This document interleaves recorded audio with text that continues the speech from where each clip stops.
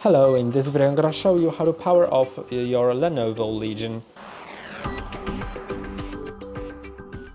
To power it off, there are two options of doing that. The first one is recommended, so use the second method only if the first method fails or if your laptop freezes.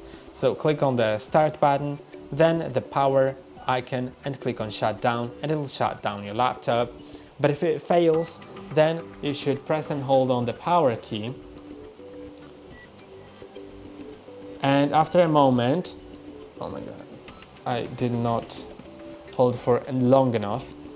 So it actually started breathing, which means it's in sleep mode, not shut down. So let's press and hold now.